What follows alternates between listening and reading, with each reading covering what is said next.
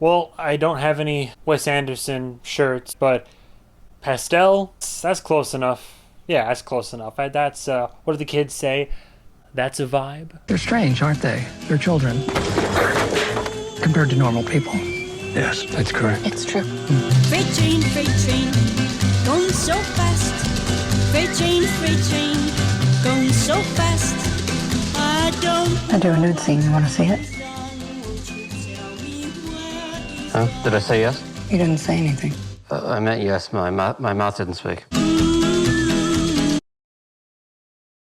And today we have Asteroid City. I don't know what happened with this. The trailers came out and I thought, oh cool, Wes Anderson's newest film. I'm usually a fan of his work. I will be watching that. And then it came out. And then for the first, almost 3 weeks, I just didn't go see it. I just never, me and my group, we just didn't get around to going out and seeing this particular film. And then eventually we knew it was going to be leaving the theaters pretty soon, so we thought, and we probably should go and see it. We all wanted to go see it. Well, one of my friends does not like Wes Anderson films, but we're like, all right, well, we got to at least see it. And then we saw it, and then I don't know what it was. I wrote down my notes, I had a review outline planned out, and then other films kept coming out, and I just never really circled back around to reviewing Asteroid Cities. I mean, maybe it's for the best. Here we are. The hype has severely died down. It is no longer in theaters. Perhaps the smoke is cleared and now I can address this film from a point of level-headedness. I've already made mention of this, but I gotta go over the basics very quickly. Asteroid City is directed by Wes Anderson. At this point in life, you've probably heard the name.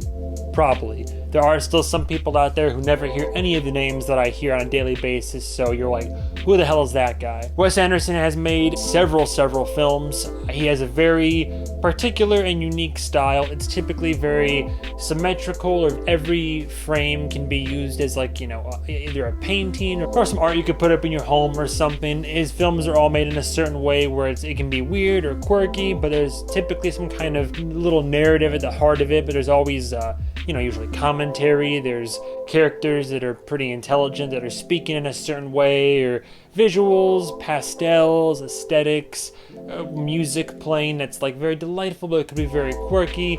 He uses models a lot in his films. It's hard to put exactly into words what you would call his style per se. I'm sure people have. But overall, even though I have not seen every single Wes Anderson film that exists, I did cover and review on my channel The French Dispatch. Didn't love it, but I really enjoyed it for what it was. There are other films that he's done that I prefer more. Personally, I love Isle of Dogs. Again, it's recency bias, but when this came out, I'm pretty sure Isle of Dogs was my favorite film for that year. But you also have films like The Grand Budapest Hotel, which is, in my opinion, goated. It's one of his best works for sure. The point is, the man has a long and varied history of films, but usually he likes involving the same cast of characters. He likes having a very large ensemble cast, big names that could be just in a scene for a minute or less type of stuff. It's just very organized and very move, shot. Again, hard to put into words, but he has a certain style to his filmmaking that most people have gotten on board with and like and love and sometimes adore and worship him for. I look at him and I just think hipster immediately, but call it what you will. Like I said, ensemble cast, there's way too many actors to get into the nitty-gritty of it. I will say, arguably, our leading role is Jason Schwartzman, who most recently has played the Spot in Across the Spider-Verse. Or you can call him Gideon Graves from Scott Pilgrim, either way. But I also love seeing this kid. This is the kid from 8th grade. Again, if we're shouting out films here, I loved 8th grade. It is Bo Burnham's movie he's made so far. Inside, sure. His other comedy specials, sure. But a movie. But the kid in 8th grade, he grew up a little bit and he's also in this. And I love to see that he's getting more roles now. So here's the thing, Asteroid City.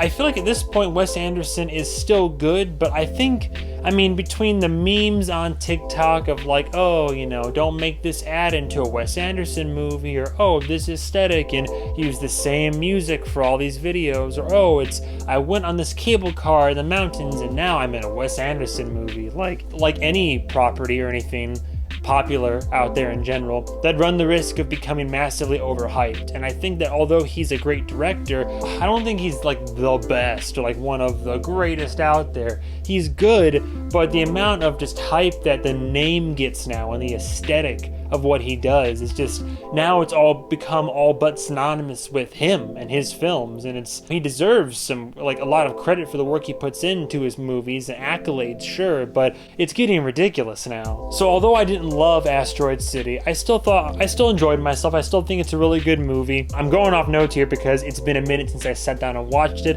I put my notes down after I watched it and it kind of slowly escaped my mind, so kind of referring to the notes here just for general frame of reference. As usual, at a baseline, I find his films quality and entertaining. There are some of his films that I love, but at a baseline, even like The French Dispatch, that's not one of his best films, but at a baseline, I enjoyed myself during the film and I thought it's a quality film. Same thing with Asteroid City. I didn't love Asteroid City, but I was like, okay, well, I recognize the inherent quality therein, and it's still, the very least, a good film.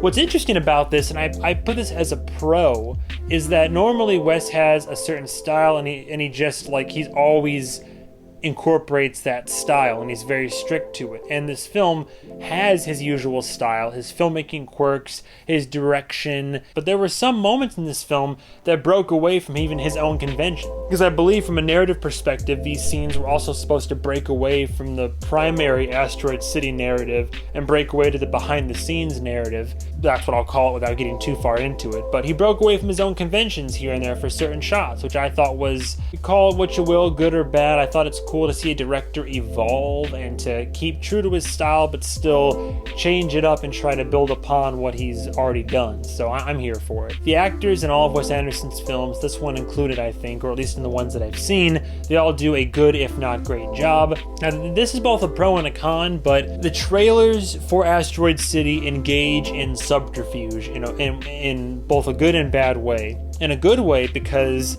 they advertise this movie as one thing, but when you watch it, you discover it's actually about something else. I don't know if the Wikipedia or whatever summary, the movie's advertised as being about one topic, and it actually ends up being something much deeper than that. Which also, if we're listing out pros here, another thing that I like about that is this film does leave itself open to critique and analysis. Granted, any film technically does, because what am I doing up here every week? The film itself is not 100% straightforward, and there's a lot to dig into in terms of, what it means to be like an actor, what it means to create a story, or in this case, a movie or a play, and then what the meaning behind the characters and motivations and the story and what all that amounts to, basically. I would be very surprised if at this point there hasn't been at least one or two video essays done about Asteroid City and the true meaning behind the film. But getting into the cons of the film, there are a few that drag this down a little bit for me.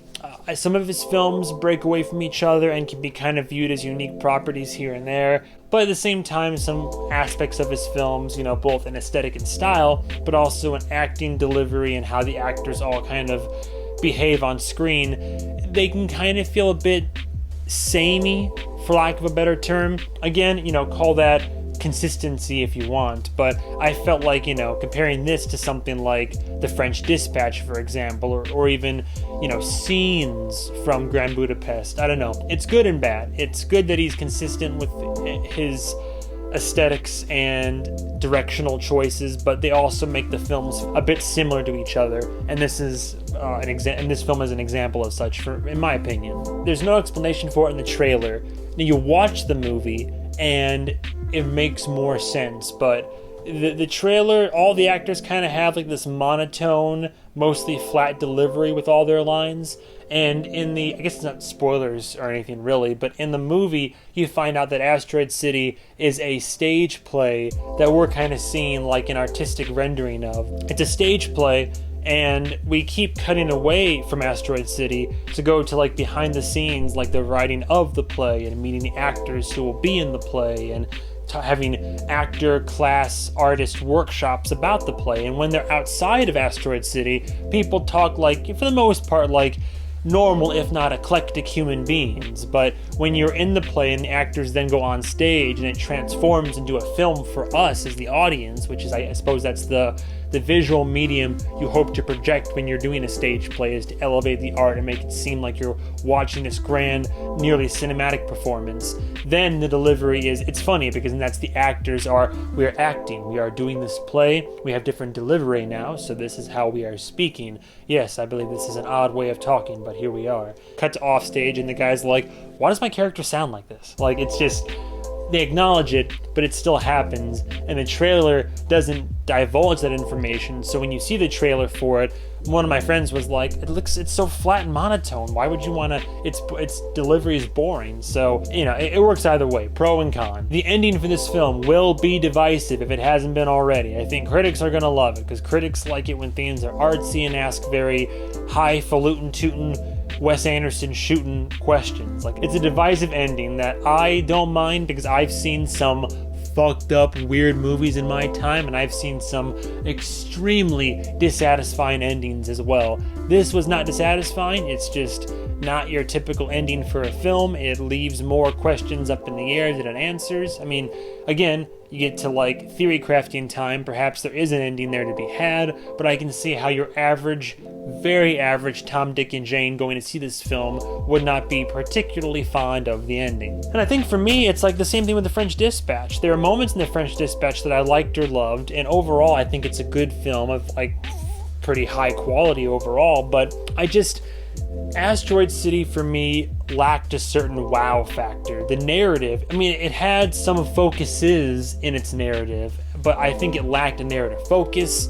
There is a through line, but it's not one that I found particularly super engaging. I don't know. I had more fun after the film in the theater parking lot talking with my friends and fellow cinephiles, discussing the higher meaning of Asteroid City, and going as far as to theory craft about theories involving purgatory, and somehow stage plays are like purgatory, or like repeating, or just like repetitious narratives, and trying to figure out what stories mean and what characters mean.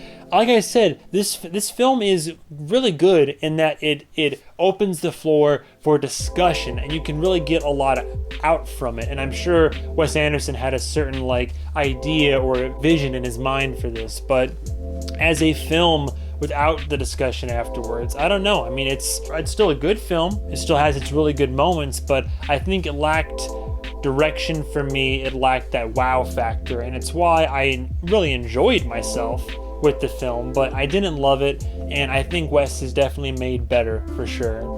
I give it like a low 4 out of 5. A low 4 out of 5 seems fair. Like I said, it is still of quality. It still has qualities to it that are very positive, but there are some detractions from this film that prevent it from being perfect or near perfect for me. I've enjoyed his other films more than this one.